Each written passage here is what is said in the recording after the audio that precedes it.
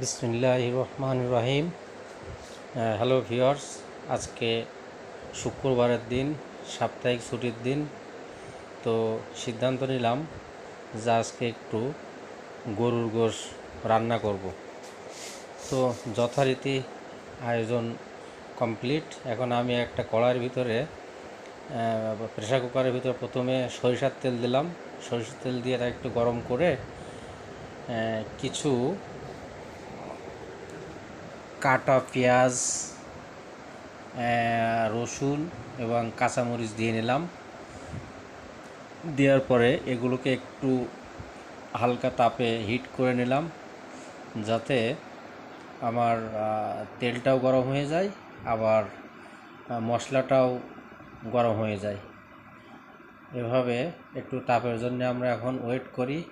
দেখছেন সরিষার তেলগুলো তাপ পেয়ে বেশ সুন্দর কালার হচ্ছে আস্তে আস্তে, বেশ গেজা গেজা ভাব।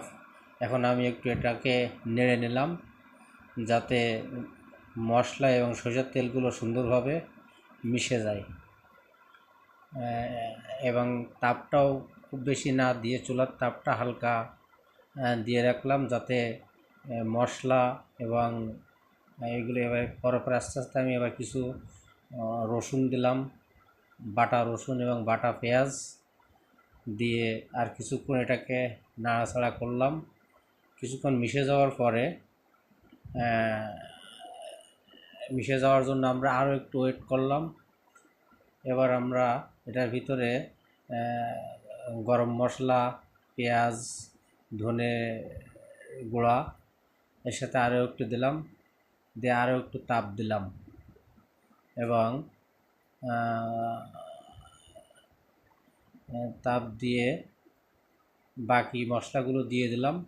দেওয়ার পরে এবার এটা আস্তে চুলের জালটা একটু কমাই দিয়ে আমরা এই মশলাটুকু একটু হালকা করে একটু ভেজে নেব, খুব বেশি না, কারণ মাংস দিয়েই আমরা মূলত ইটা কষাবো, যাতে করে মাংসের ভিতরে মশলাগুলো ভালোভাবে ঢুকতে পারে। যদি আগে আমরা বেশি কষাই নিই মশলা, তাহলে মশলার মাংস কখনো মিশবে না।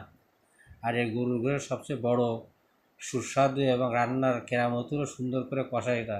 তো আমি এবার মশলার ভিতরে মাংসগুলো দিয়ে দিলাম, 1 কেজি বা তার একটু বেশি পরিমাণ মাংস। সাথে একটু লবণ দিয়ে দিলাম, লবণ আগে দিইনি, এখন মাংসের উপরে লবণটা দিলাম, যাতে লবণটা মাংসের মধ্যে ঢুকতে পারে। এবার চুলার তাপটা হালকা